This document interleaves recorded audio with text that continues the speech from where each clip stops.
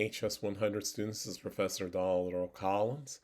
I'm talking to you right now about your small group writing assignment. It is due on Sunday, February 25th of 2024 by 11:59 p.m. Eastern Standard Time.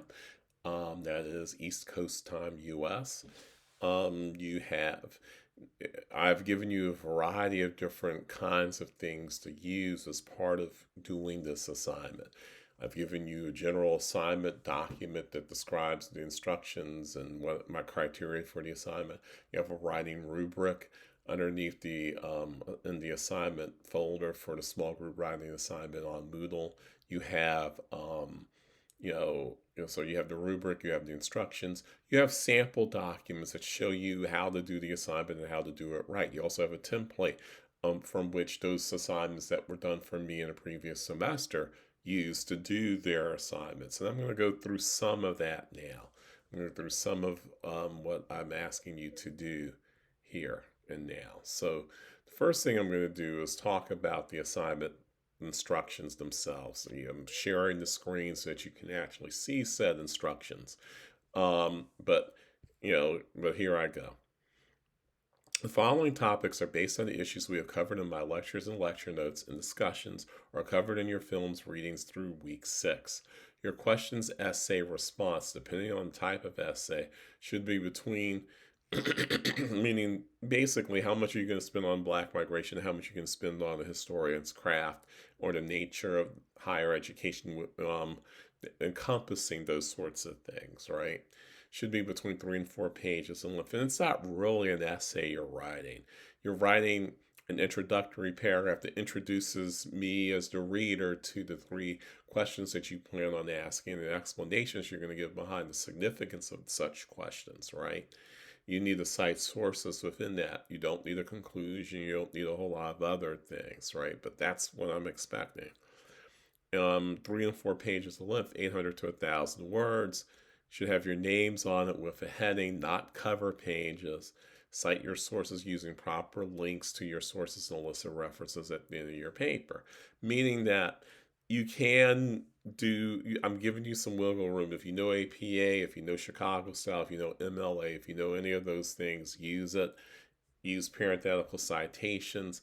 If you have links, put those in your bibliography at the end, that kind of thing, right?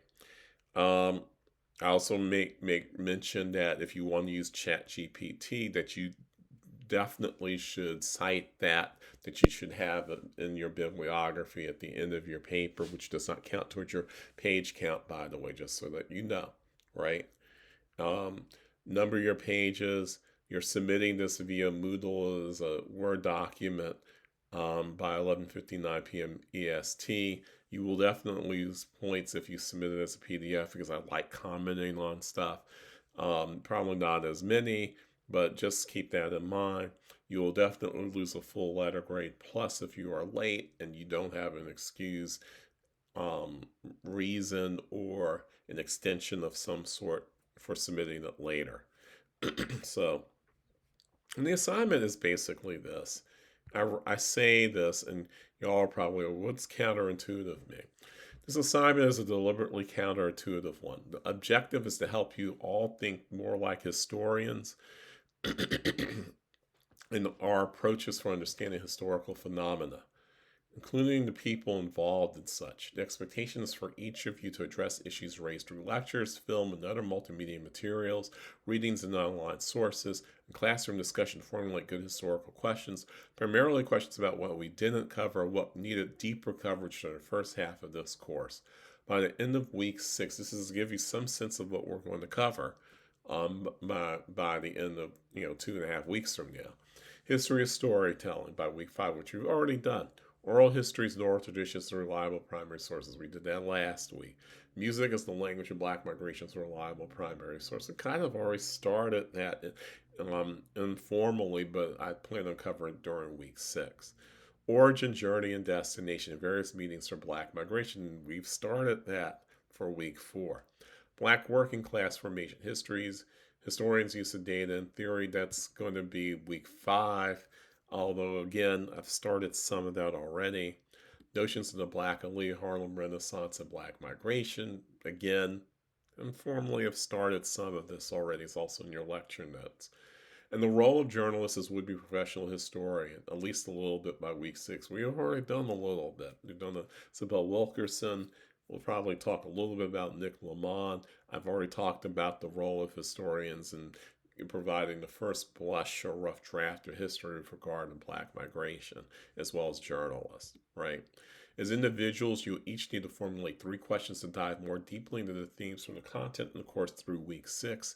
This involves asking questions that likely went unanswered either by me as your professor, or by the materials provided in this course. Your work is to explain the importance of each question, about 250 words per question raised, and what its answer would likely reveal in terms of further insight or new knowledge about a historian's craft and or black migration. You are not answering the questions that you pose. The truth is, if you were to truly try to answer any of the questions that you pose in this assignment, you would write a lot more than 250 words to try to answer them. That's the reason why I'm saying do not tell me what the answer to the question is. This is not Jeopardy, right? What I'm asking you to do is counterintuitive. It's counterintuitive to everything that you've done in any social studies or history course up to this time. Really, pretty much any of your courses. I'm simply asking you to ask good questions. I'm not asking you to answer any of them, right? You do not need to know the answer to the question of what's the differences between migration between, the first wave of migration in the 19 teens and 1920s and wave 3 of migration between 1945 and 1970. There are differences. It is actually a good question. Technically just taken a question that you could have asked for this assignment off the table because I just asked the question. It's a good question, right? But just as an example, right?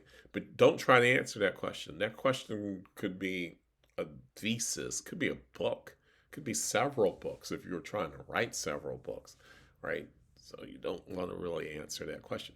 You might want to explain, and that the assignment requires you to explain why this question's important and what answering it could yield in terms of new information, deeper insight, a different way of thinking about this topic, et cetera, et cetera.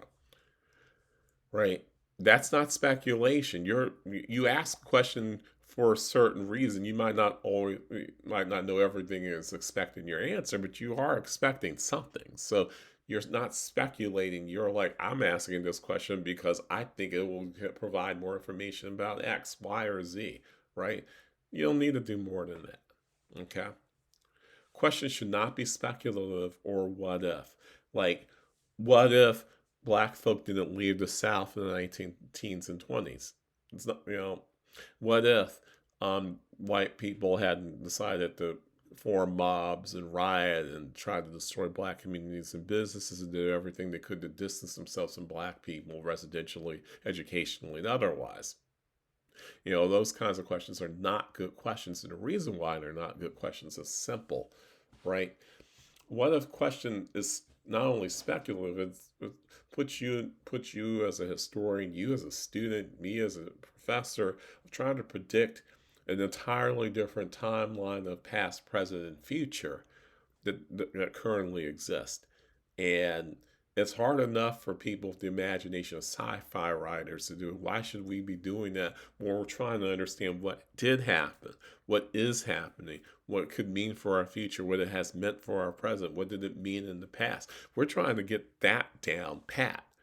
And now you want me to speculate, and I'm expecting you to speculate? No, we're not doing that. And you will definitely lose points, probably letter grades, for doing something like this, right?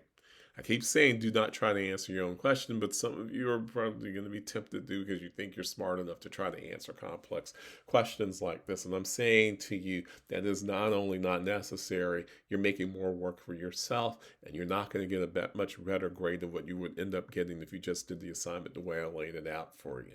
Right? It's not because I know more than you, although I do. It's not because I have deeper insight into stuff than you. I probably do.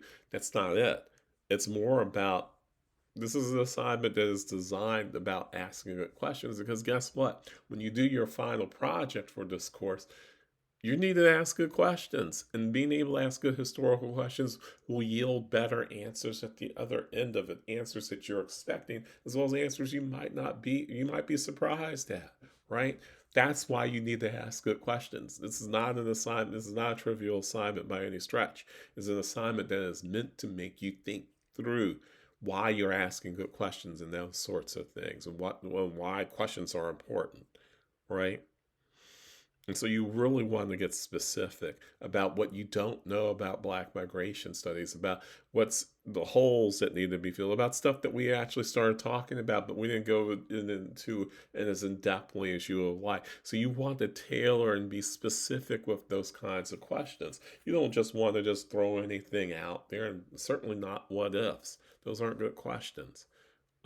Those kinds of things. And you also want to talk about the historian's craft in there. How did historians cover, Black migration in the past is the key question that we're dealing with at this point in the course, right?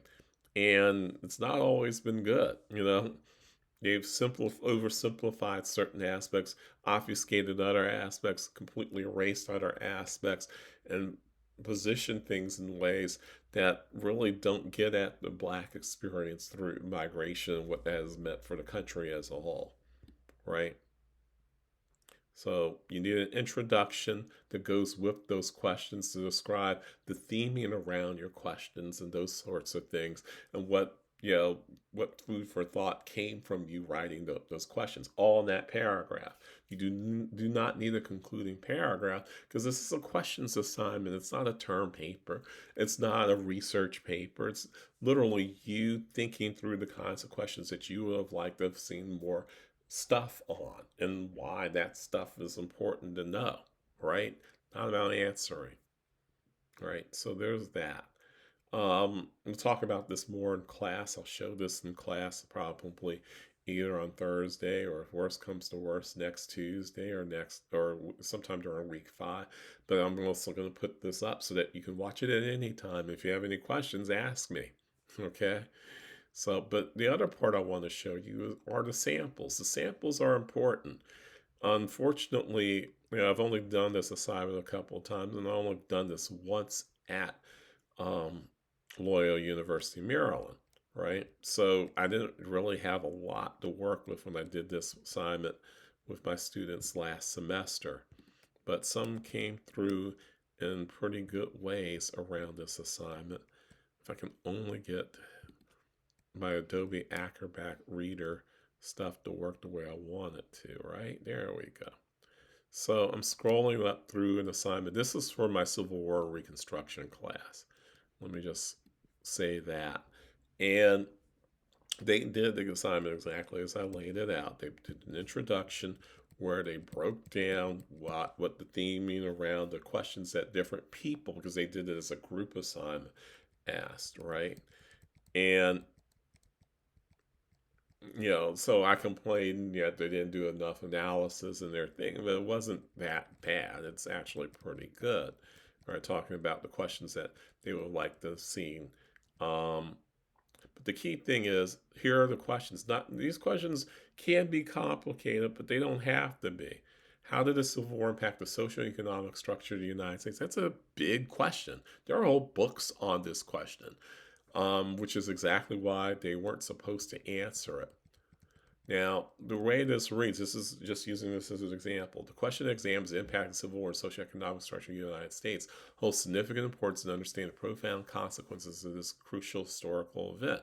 Analyzing this question sheds light on the complex ways in which the war changed the fabric of American society and economy, leaving lasting imprints that shaped the nation's path. Analysis of the question can reveal the extent to which the Civil War acted as a stimulus for transformative changes in American society, and disclosed the profound disruption caused by the conflict on established social order in relationship to the role of African Americans and women. I mean, particularly in relation to the role of African Americans and women. And it goes on to talk about shifting agrarian to industrial society, the impact on trade and commerce, and so on and so forth, right? None of this answers the question at all, right? It's explaining the importance of the questions, providing context for why are you asking such a question. That's what you're supposed to be doing.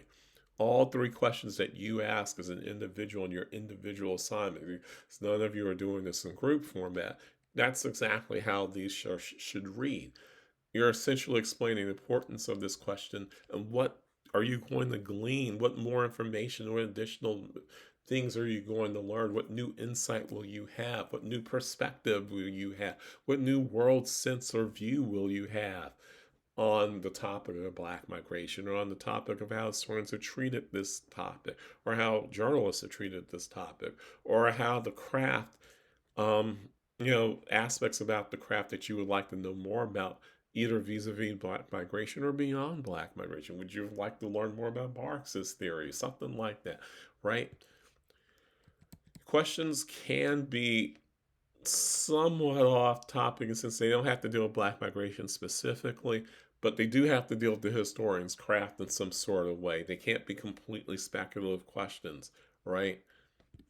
You know, like what if the South had the same technologies as the North during the Civil War kind of questions. Okay, well, if they did, they probably would have held out longer, right? But no speculative questions along those lines. One more. Here's question two. How did the technology and tactics of warfare evolve during the Civil War?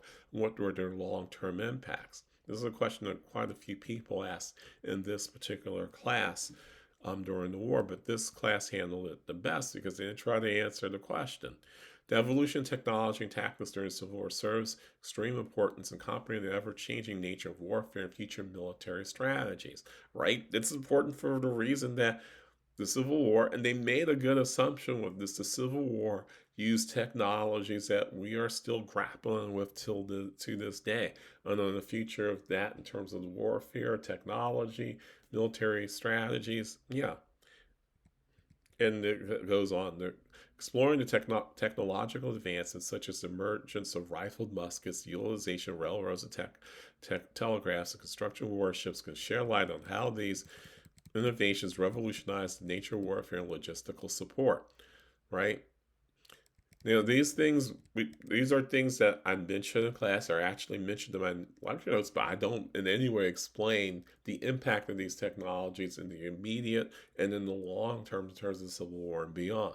So they're taking what is in the lecture notes and they're expanding on it, extrapolating into thinking about things like I would like to know more about its impact on military strategy, impact in terms of the future of warfare, impact in terms of different things. Knowing that these technologies exist is one thing, understanding their impact is completely different. And they did a good job, very good job actually, of explaining the importance of their question without trying to talk about all the different technologies and their impact on the war, because again, that could be another book. And so these are the kinds of ways and things I want you to be doing in putting together your questions assignment. But in this case, vis-a-vis Black migration studies, the historian's craft within that, and maybe higher education beyond that as well. So I'll stop here. Hopefully, we can continue in class to address these issues and other issues regarding this assignment.